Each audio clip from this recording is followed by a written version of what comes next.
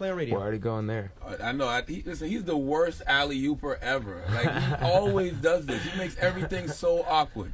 But yes, I did say that. I said that Macklemore would sell records independently, but I said I didn't think radio would ever play his records. Boy, was I wrong. Yeah, you're wrong. Jesus Christ. Apologize now. Because you know I was going to bring it up. Yeah, absolutely. I had to bring it up. I beat you to it. Yeah. I don't know if it's something you say sorry for, but I was wrong. All right. Yeah, it's definitely. It wasn't like a diss. It was just like you. In fact, you didn't say radio. You were just like power. Exactly. I said power 5. I said urban radio. Yeah, you're right. Urban radio. Absolutely. And now it's a power record for us. We play it every hour. He's winning, man. What you at? Like what? 3 million with Can't Hold Us. The other one's at like 1 million. Strange Love. Same love. Same love. Same love. Same love. Same love. Same love Yes. is one and some change. We got Thrift Shop is 6 and some change. You're not shopping at the thrift shop no more. I haven't been since. No, I still am. I still definitely am. But yeah, man, it's been good. Absolutely. The funny thing is, when he came up here the first time, I was with him. We had to do an MTV shoot, and I was in a car shop. He was looking at the cars, and he was looking at the cars like, man, one day. And then he went and bought a chain off of Canal Street. Still. Right? And now he can buy a zillion chains and a zillion cars. Did you ever think it would be that big? You would get that big? Absolutely not. Really? Yeah, absolutely not. I mean, I come from I'm like a backpack rapper. Like, that's how I came up. Like, I came up as a backpack rapper, like underground hip hop. And the fact that a song about thrift shops popped off the way that it did. I mean, we didn't think we had one single on the entire album, much less like 3. So you don't believe in like the law of attraction and stuff? Like your thoughts become things?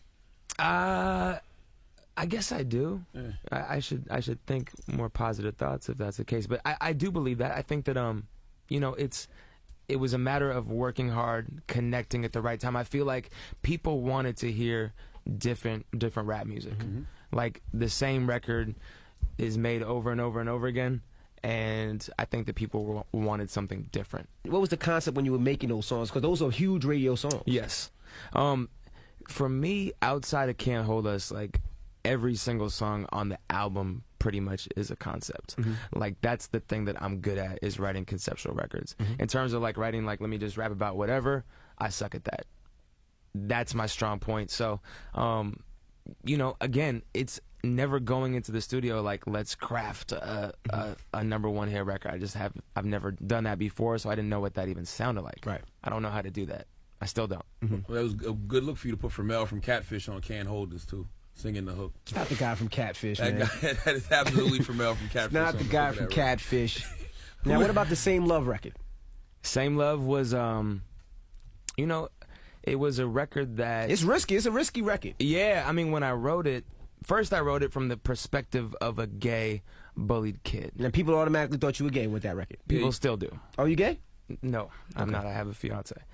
But as... Your fiance could be gay. Could you let him answer the damn question? His fiance could be a man. Her name is Trisha Davis. No, I came into that record trying to write from the perspective of a gay, bullied kid. And it just didn't work. You know, I spit it for Ryan, and Ryan was like, nah, like, you have a story, you talk about your life. And I went back, and I mean, the most vulnerable thing that I have ever written on a record was when I was in the 3rd grade. I thought that I was gay. I mean, right there, you type in on Google Macklemore, and the next thing is like, you know, it autocorrects it to, is he gay? Yeah. Is Macklemore gay? But to me, it's like, it was a bigger issue than, you know, if people might think that. I wanted to put myself out there in a way that was real, and hold myself accountable, hold hip-hop accountable, because it's a very homophobic art form, and you know, just challenge not only myself but the listeners to talk about an issue that I feel like doesn't really get addressed within hip-hop music. But you thought you were gay because you said you kept your room clean and you could draw. That's an ignorant stereotype. I was so ignorant as a 3rd grader. My uncle was gay. My uncles, because I consider his partner my uncle as well, and I have another gay uncle and a gay godfather. So I had a bunch of, like, you know, people in my life that were gay. That was one thing. I was good at art. I really cared about how my hair looked, and I wanted my room to be clean, I guess. I don't know what happened to that. I wish I still had that. So you were artistic and neat. Yes. That doesn't equate to gay. No, it does not. But as a third grader, I was like, damn, I'm gay. What? Somebody had to put that in your head. Like somebody had to be telling you that. Like somebody had to be like, oh, he's clearly gay. Like something had to. Somebody had to be saying it. You know what? When I was actually no one ever. It just was my own, like, do the math, let me figure it out, and it lasted for literally like 48 hours maybe. But my mom was like, "You have loved girls since you were a little kid." So you asked your mom if you're gay? I told her. I wasn't like I'm gay. I was like, "Mom, what's up with this? This equates to I feel like I might be gay because of this." And listen, I met Prince and thought he was attractive. And not once did I feel gay. I've heard you talk about that before. Seriously. Not once did I... Touched his hand and everything. Yeah, I didn't remotely feel... You didn't touch his hair. Hand. I didn't touch his hair. Hand. I shook his hand. What you mean touched his hand? I shook his hand. Was his hand soft? Very. See? Have you ever met Prince? No. He's an amazing man. I've heard, like, if you look at him in the eye... you know what? I think that this is just coming from you. No. This is a gay conversation. He will glamour you. You ever see True Blood? Yeah. He will glamour you. I couldn't even think of nothing to say other than I grew up a Jehovah's Witness too. That's what he said to Prince. That's it. Embarrassing. That's it. I couldn't think of nothing else to say. Not high, not by. And then he floated away. And then when I took a picture of him floating away, the picture turned black. Whoa. 2 seconds later. Yeah. Damn. This is an awkward conversation. I'm just telling you. All right. Now, where's your partner, Ryan? Does he really exist?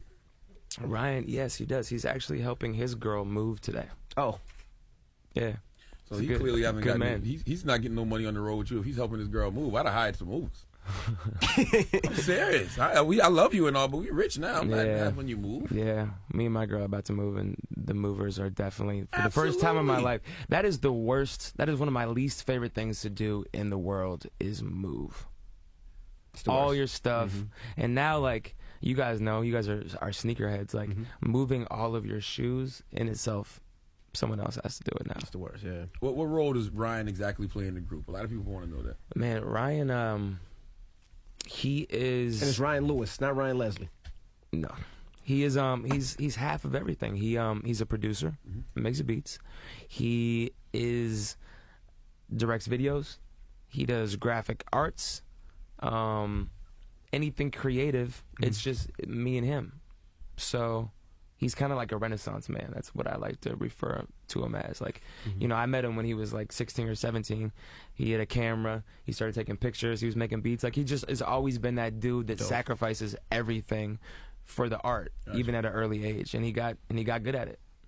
Now, do you want to be mentioned in like the hip hop conversations? Like, do you when you sit down, you want to be mentioned with the Kendricks and those guys? Absolutely. Okay. Yeah. I mean, I'm a competitive person. I think that you know, I understand why people get put into boxes. I think that, like, you know, once you have a song like a Thrift Shop or even a Can't Hold Us, it's easy for people to, like, label it one thing.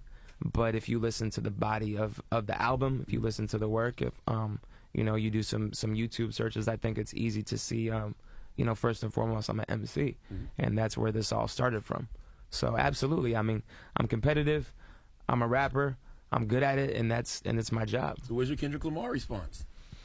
That's a good question. Still one in the ring. You're selling more records than a lot of those guys. You're getting all that radio play. Why not? He's I think that every single rapper, when that record dropped, spent that night writing angry battle raps. I'm sure. I was definitely one of them. You one of them? I was definitely one of them. I wasn't pissed, but I was definitely, like, for like 48 hours, I was just like, oh, hell no, I gotta step my game up. But that's what it is, and that's a beautiful thing about that record is that it has people talking.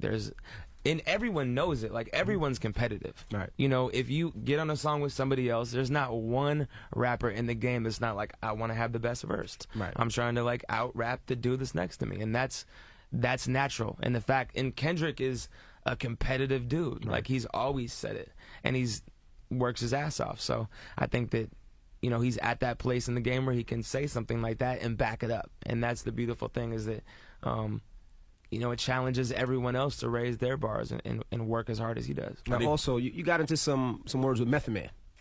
And now, what was that all about? He thought you was biting his style? I do this thing. I do the crowd walk. I walk on the hands of the people. I didn't understand that. At a certain time in the show. And Method Man, I guess, saw it and called me out at a show. I didn't get that. It's like you weren't even the first to crowd surf or crowd walk or whatever. So how can you get mad for somebody walking in the crowd? You know, I understand. I understand how you could be. I thought it was like, really? You're gonna? Yeah, exactly. But I think that you know, I got his number, hit him up, his respect. Like the way that he did it too, like he wasn't really tripping. Like he was like, I was watching the Video Music Awards or the Movie Awards, and you know, this dude was spitting, and like he was really talented. I was feeling his performance. Like he was like bigging me up, and then kind of like, you know, itching on you at the same time. Exactly. And you bigged them up and Can't Hold Us. Well, you bigged up Wu-Tang. Exactly. You know? You were a big Wu-Tang fan growing up? Oh yeah, yeah. They I mean, that was like, as a 6th grader, like that was my favorite, man. Yeah, Method Man was my favorite Wu-Tang member at the time too. So yeah, those guys. And Raekwon was actually one of the first people to reach out of anybody before like it made sense, like networking wise. Like you hit a certain point, and you know, with sales or whatever, and you know, a lot of people start hitting you up. But before that happened, Ray was the first. Ray was like the first dude that like hit me up and was like, we gotta make some music. Is everybody trying to do features with you and stuff now? Are you turning them down, or are you? Because you gotta have a slight grudge on your shoulder, a slight chip on your shoulder. I don't have a chip. I just want to make music with the people that I want to make music with. Yeah. I don't want to do anything calculated. You know, I think that, you know, I've learned a little bit this year about picking the right records to do and for the right reasons, and you know, it comes down to time. Like we just haven't had any time. So in 2014, I'm looking forward to doing more features. But who do you think you mesh with though? Like I look at you like you're like on an island unto yourself. Like yeah, I think me and you know, me and a lot of people. You know, we got a record with Q on the album, Schoolboy Q. Okay. Absol. I think, you know, Black Hippie in general. Kendrick. I think that there's a lot of people. It just comes down to the right record. Right. I think that we created kind of our own lane, but that doesn't mean that doesn't work with other people. Right. Now, also, you're nominated for a bunch of VMAs this year. Now, how does that feel? Well, first of all, Charlamagne, he's doing a pre-VMA show every night. What time? Monday through Friday. Tuesday through Saturday. Do you know when you're at on midnight TV? on MTV too? Tuesday through Friday, midnight. Now, how does that feel to be nominated for some VMAs? It's crazy. Actually, I mean, six VMAs. We busted our ass in terms of those videos, and I'm proud of the work that we did on those videos. It's cool to get acknowledged. You know, I feel like our videos are up there in terms of, you know, just the quality, and to be acknowledged by MTV 6 times is just dope. Are you going to change your hair? Because, you know, it's like you, Miley Cyrus, and Justin Bieber all got the same haircut. So y'all can't be at the VMAs. You stupid. Does Bieber have the same haircut? Absolutely. No. Yes, he does. No. Absolutely, Bieber got the same cut. No. Absolutely. No, Bieber. He got like a big... Miley Cyrus does, but not Bieber. Miley Cyrus definitely does. You're not going to switch it up for VMAs? I might get some extension rat tail. Why not? Beyonce just got her extensions back. That'd be dope. Really? Yeah. So they say Yellow Wolf got at you too in Canada. He really confronted you over a deer design? Yes. No, he did. So what do you say? You can't wear deers on your shirt? Well, you know, he has a deer logo. Is his logo. Okay. He showed me his deer tattoo on his hand. You know, I came up to him. He called me over. I hopped off the golf cart, ran up, like, you know, what's up? Like, he's the homie. Or we're cool. Have you met him before? Yeah. Okay. And, you know, we're not like homies, but, you know, acquaintances. And, you know, he's like, gets out his phone, shows me this picture of my shirt.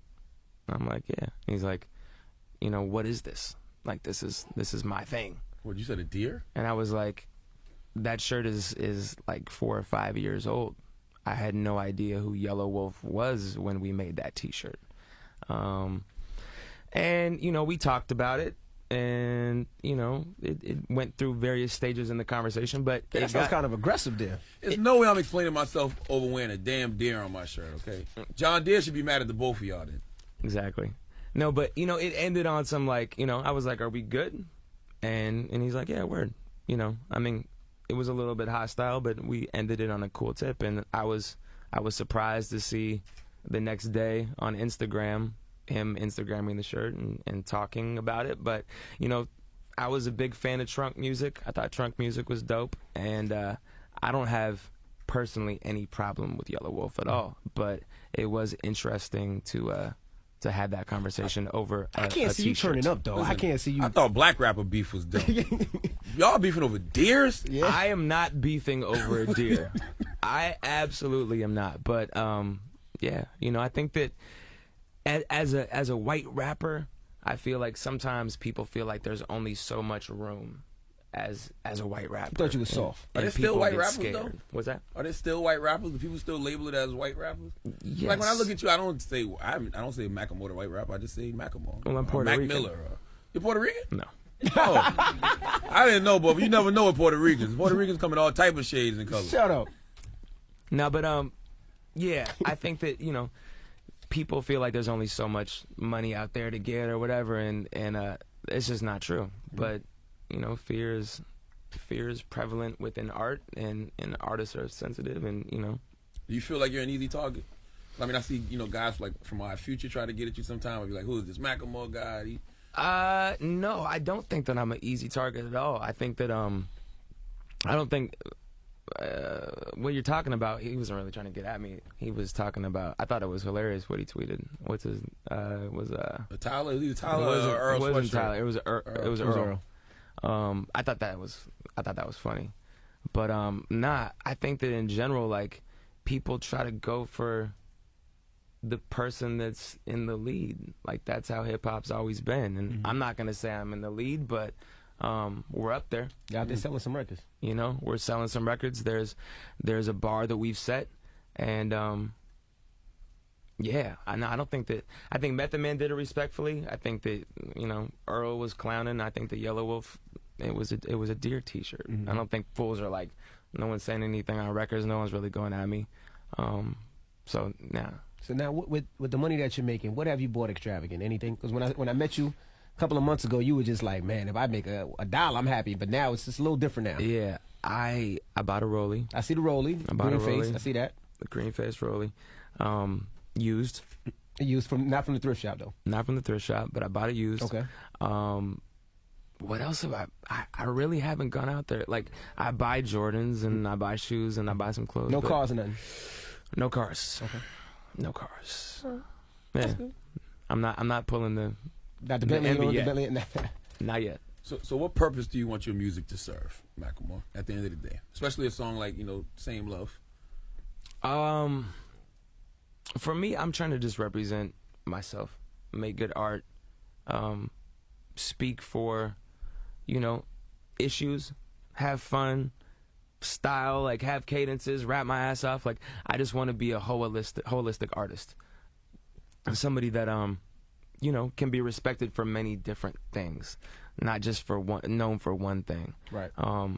Known as a conceptual writer that challenges the audience, and you know, just has fun making music and makes timeless music.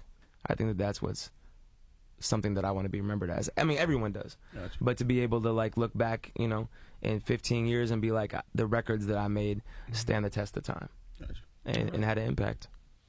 So don't let the game get to you to where you feel like you gotta prove something.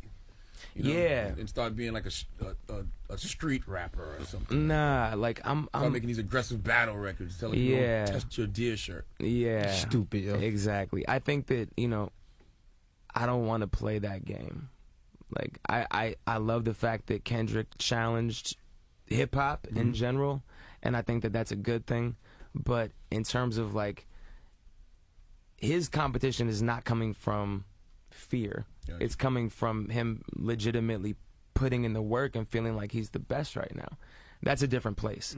I think that a lot of times, like, the beef that happens in hip hop stems from egos and fear and people being scared. And, you know, it's so machismo. It's like fools puff their chest out, and when it comes down to it, it's really ego and insecurity. That's the word. And for me, if I'm gonna flex on a record, it's gonna be because I feel like I'm that dude, and not because I'm insecure. Where do you go from here, though? I mean, you know, like, your music came from a different place. It came from the place from the bottom. and being very personal, but now you do have money, you have sold records, so where do you go from here? I want to live some life. Like, we've been working for the last 3+ years every single day. I want to take a break. Sure. And not like a long break, but I want to, you know, me and my girl are planning to go to India next year in February after we wrap all this whole year up.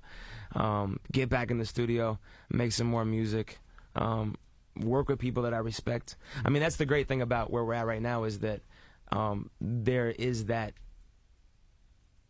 the success has enabled us to be respected by people that I've really looked up to my entire life. So to think about making some music with some of those people and, you know, just fall back. Like, there's this, like, hip-hop timeline. Like, you need to keep up. You got to put out a mixtape every couple weeks. And, you know, for me, that's why a lot of music sounds rushed. That's why it sounds forced. That's why collaborations are whack or they don't live up to what you might expect, is because people are, like, feel like they need to keep up.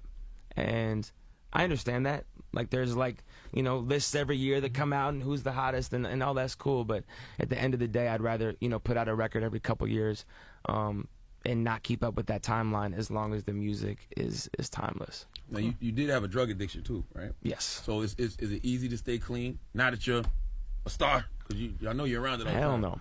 Hell no.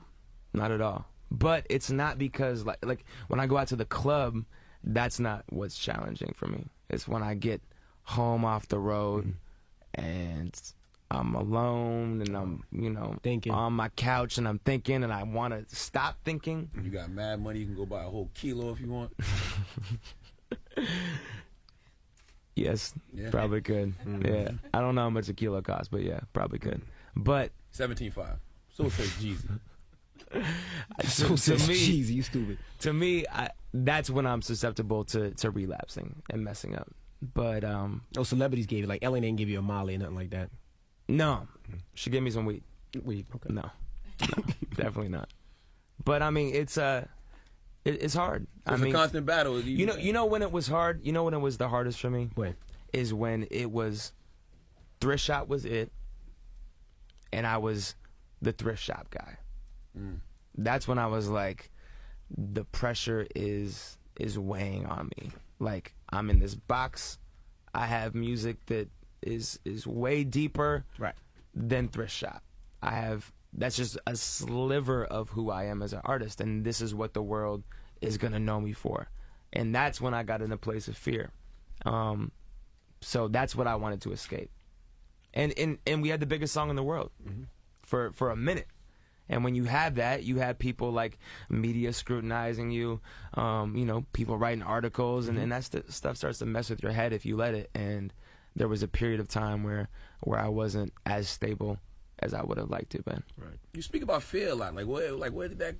Who instilled that in you? Like, where did that come from? I mean, I think that, you know, life is about trying to fight fear, to be present, and that's a big part of my artistry is writing through that, you know. And I'm not somebody that's a very fearful. That period of my life, I was very fearful, too much so.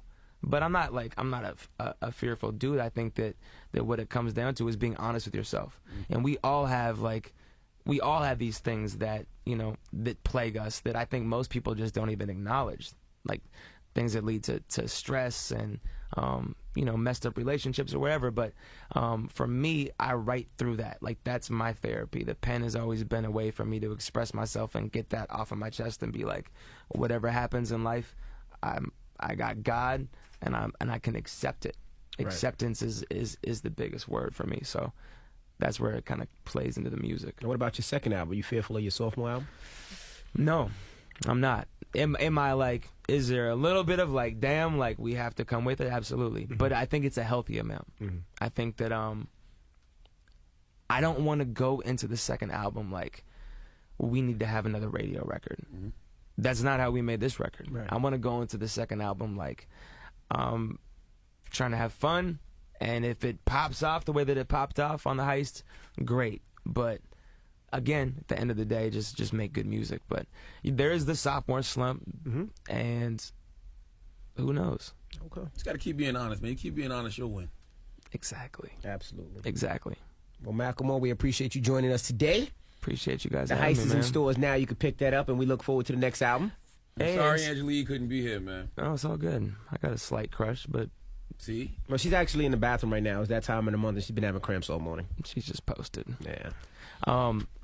I will say, real quick, plug, shameless, we just put our 3rd Madison Square Theater show on sale because the first 2 sold out. Wow. That's dope. Congratulations. So, go buy those tickets. Hey, you know what? I might come. I might bring my kids. My kids love you. You should come. My kids love you. You should come too. Yeah, I want to see you perform. I've never seen you perform. But I feel like you'll be like, yeah, word, and then you won't come. But you both should come. Yeah, I'm gonna come. No, I come to your kind of shows. I just don't go to the black shows. That's where all the trouble is. Yes. Yeah, I'll definitely come watch you perform. Yeah. All right. Macklemore, it's the Breakfast Club. Don't go anywhere. Real people, real celebrities, real talk. Join the Breakfast Club. Blast off in your ear. Weekday morning, 6 to 10.